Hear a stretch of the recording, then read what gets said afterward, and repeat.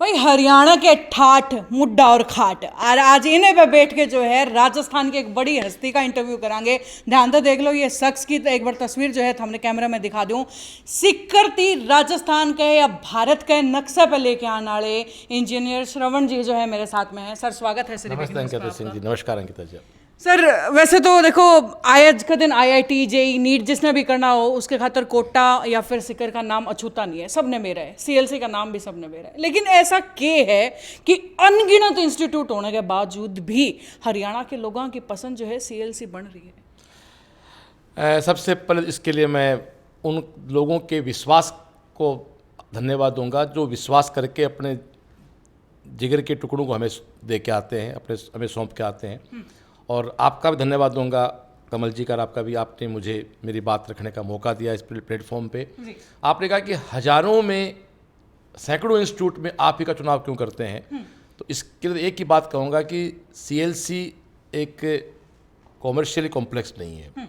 वो आज भी गुरुकुल के ट्रेंड पे काम करता है। हमारी टैगलाइन है शिक्षा, संस्कार, सुरक्षा, सफलता। मेरा एक मकसद है कि बच्चा कुछ भी बन जाए, चाहे किसान बन जाए, चाहे आईटीएन बन जाए, चाहे आईएएस बन जाए, वो अपने माता पिता का बच्चा बना रहे हमेशा।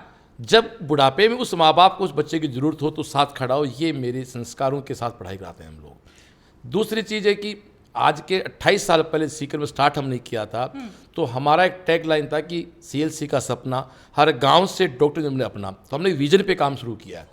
उस समय ये बिजनेस नहीं हो सकता था, हो सकता आज ये व्यवसाय है, बिजनेस लोग कर लेते हैं, बट एक थीम से काम किया। इसका एग्जाम्पल देता हूँ मैं। पुराने गीत और नए गीत में क्या फ़र्क है, ये उन संस्थाओं और सीएलसी में है। आपके दादा की शादी हुई तो गाना बजाओगा, आज यार की शादी है। पापा की हुई तो ये बजा, आपकी शादी हो गई होगी तो ये गाना बजेगा, वो रिमिक्स हो जाएगा। 50 साल हो गए गाना एक ही बजता, आज मेरे यार की शादी है। ऐसा क्यों? क्योंकि उस गाने को लिखने वाले ने उसको दिल से लिखा। आज गाने दिमाग से लिखते हैं, इसलिए वो साल भर में आउट हो जाते हैं। तो वही बात हमारे सीएलसी के साथ है। आज लोग बिजनेस मोड में आते हैं, इसलिए बिजनेस 2-4 साल में ख़त्म हो सकता है, लेकिन फीलिंग, भावनाएं, पूजा का जो पैशन है वो कभी ख़त्म नहीं होता। ये सीएलसी है। देखो जरा आप हरियाणा में आ जाए हो और हरियाणवी माँ बाप की जो सबसे बड़ी टेंशन है अपने बच्चा लेके कि भाई यार बाहर तो बाड़का ने भेज देंगे। संस्कार की जो जिक्र आपने करा कि भाई संस्कार वो कदे उल्टे आवे, जो वो गोड्डे पर पट्टोड़ी पेंट पहन के कदे उल्टे आवे, कदे बाबू ने डडी कहनी है उल्टे आवे। तो ये बड़ा तकड़ा डर जो है आज हरियाणवी बेल्ट के माँ बाप में है। मैं अंकिता सिंह जी आपको एक बात कहना चाहूँगा। मेरे इंस्टीट्यूट में डेली शाम को 7 बजे असेंबली होती है। अच्छा। सौभाग्य से मेरे पास जगह है ठीक सी वहाँ। शाम को डेली वहाँ असेंबली होती है जिसमें करीब 2000 प्लस बच्चा बैठ के शाम को हनुमान चालीसा पढ़ता है। हनुमान चालीसा मेरा मतलब मैं कोई धार्मिक सत्संग की बात नहीं कर रहा हूँ। वो बच्चा जमीन पे बैठता है तो निश्चित बात है वो कूल डाउन होता है, कूल होता है, काम होता है। हवाई जहाज कितना अच्छा हो, उसका हवाई पट्टी चाहिए ना उड़ने के लिए। तो वो जो शाम की 10 मिनट की 15 मिनट असेंबली होती है और महीने में करीब 30 दिन में से मैं खुद वहाँ 20 दिन बैठता हूँ। तो अब मान के चलो जो बच्चा शाम को ज़मीन पर आलती पालती लगा बैठ के दी वंदन करता है, ईश्वर को याद करता है, वो कुछ भी हो सकता है, वो कभी मिसगाइड नहीं हो सकता, वो आप अपनी भाषा में कहें आवारा नहीं हो सकता। मैं सिलेक्शन बहुत क्लियर कहता हूँ, कोई भी कोचिंग सेंटर सबका सिलेक्शन नीट आईटी में नहीं करवा सकते, हमें नहीं करवा सकते, लेकिन हर बच्चे को एक अच्छा इंसान तो बना सकते हैं। करना भी बहुत बड़ी बात है क्योंकि बहुत कम टीचर ऐसे हैं जो इस बात में एक्सेप्ट करें कि भाई सारे आईआईटीएन नहीं बन सकते, सारे इंजीनियर डॉक्टर नहीं बन सकते। यह बात शायद माँ बाप ने समझनी पड़ेगी। नहीं, हम तो कहते हैं, पेरेंट्स कहते हैं भाई 10-12% सक्सेस रेट होती है, या इसके अलावा किसी कोचिंग की है तो आप मुझे बता दो, मैं सीएलसी आपके नाम कर दूंगा। आप किसी भी कोचिंग का बता दो मेरे को 12% से ऊपर सक्सेस रेट किसी की है तो। देखिए सर सक्सेस रेट चाहे कुछ भी हो, ट्रेंड बड़ा जबरदस्त है।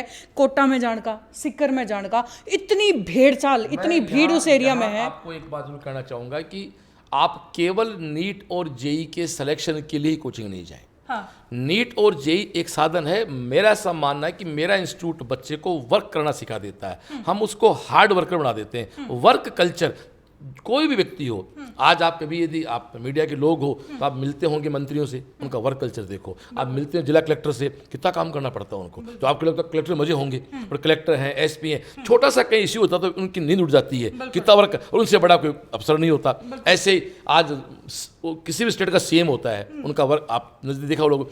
हम बच्चे को वर्क करना सिखा देते हैं। और मेरा ऐसा मानना, जो लड़का वर्क कल्चर में, लड़का लड़की वर्क कल्चर में आगे आना, वो कहीं भी जाएगा सफल होगा।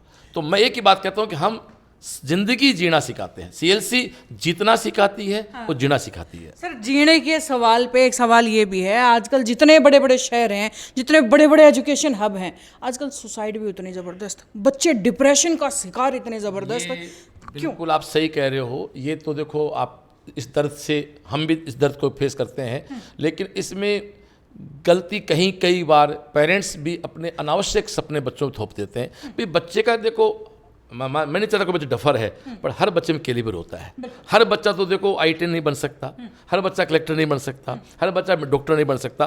पेरेंट्स को अपने बच्चे को जज करना चाहिए, भाई मेरा बच्चा एमबीबीएस करेगा, आयुर्वेद करेगा, वेटनरी करेगा, होम्योपैथी करेगा, नर्सिंग करेगा, बीएससी, ये फिल्ट्रेशन तो करना ही होगा। तो मैं निवेदन करना चाहूँ गार्जियन से, आप बच्चे को खेलने दो, खुल के खेलने दो, उस पर प्रेशर मत करो, आप उसको बाउंड मत करो, आप पैशन पैदा करो बच्चे में, प्रेशर पैदा मत करो। डायलॉग है, बच्चे में पैशन पैदा करो, प्रेशर पैदा मत करो। और यहाँ कई बार पढ़े लिखे गार्जियन है ना, वो ज़्यादा प्रेशर पैदा कर देते हैं। गांव का तो अनपढ़ आदमी फिर कहता है ठीक है भाया, पढ़ तो पढ़, नहीं कोई दिक्कत नहीं, अपना घर खेती कर लेंगा, बच्चा वहीं मस्त हो जाता है। एक बार किसी को कह दो ना कि हम तेरे साथ खड़े हैं, दिक्कत क्या है, तो फिर बच्चा सब दीवार कूद जाता है। हमारे गांव की भाषा में दीवार मतलब कुछ भी कर लेता है। इसलिए अपने सपने बच्चों पे नहीं थोपें, बच्चों को प्रेशराइज नहीं करें।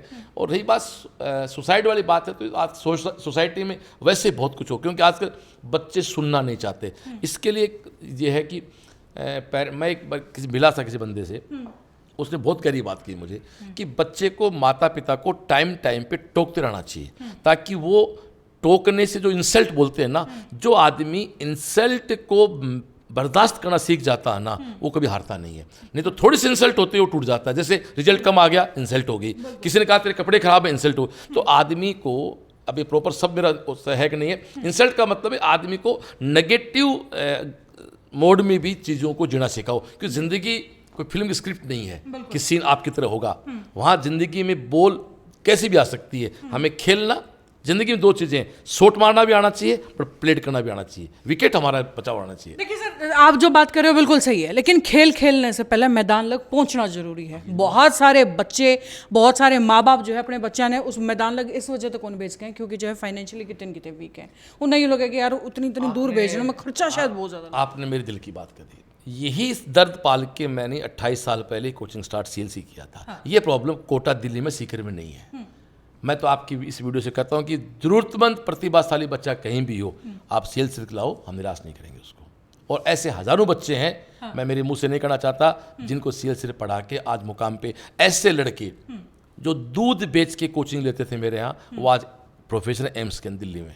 क्या बात है, गर्व महसूस। एक नहीं, आपके हरियाणा में एक मेरे स्टूडेंट हैं आईएएस विश्राम मीणा, आप जानते हो, कलेक्टर हैं, आप कभी उनका इंटरव्यू करना, वो आपको बताएंगे सीएलसी क्या है। मेरा निवेदन है, आप तो मेरे लाडले बेटे विश्राम मीणा, अभी किस पोस्ट पे मुझे ध्यान नहीं है, यहाँ के आईएएस हैं, एक बार निवेदन है, बोल देना श्रवण सर ने भेजा है, उनका इंटरव्यू करना कि आपकी 10th से लेके कलेक्टर बनने जर्नी बता दो सर आप, फिर आपको पता लग जाएगा कि पैसा पढ़ाई में बाधा हो ही नहीं सकता। चलो जरूर, आप बोल रहे हैं तो जरूर करेंगे, लेकिन उससे पहले भाई मुढाड़ जिस बेल्ट में बैठे हैं, बड़े तकड़े बच्चे जो फॉलोअर हैं आपके, सीएलसी से जुड़े हुए बच्चे हैं, यहाँ से कोचिंग लेके डॉक्टर बने हुए बच्चे हैं, और अभी जो अपकमिंग जनरेशन है बहुत तकड़ी फॉलो करा आपने, तो उन बालकों खातर के कुछ मैसेज देना। मैं एक ही बात कहूँगा बेटा उनको कि ज़िंदगी में सबसे पहले आप गोल डिसाइड करो।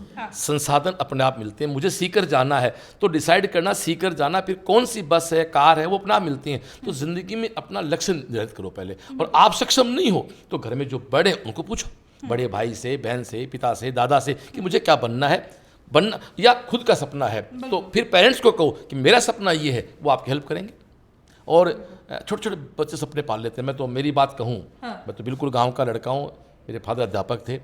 और आपको शायद हंसी आएगी, मैं जब 10th में पढ़ता था ना, तो मेरे साथ एक क्लास में एक लड़की सरकारी जीप में आती थी। अच्छा। उसके फादर जयन थे। अच्छा। मैं पता क्या सपना देखता था कि मैं बड़ा इतना पैसा कमाऊंगा कि मेरे बच्चे स्कूल जीप से जाएंगे। जब उस समय हमारे किसी खानदान में साइकिल भी किसी के पास नहीं थी, तब मैं जीप का सपना पालता था। अच्छा। तो सपने देखने पड़ेंगे आपको, सपने देखने पड़ेंगे, जिद पूरे होंगे।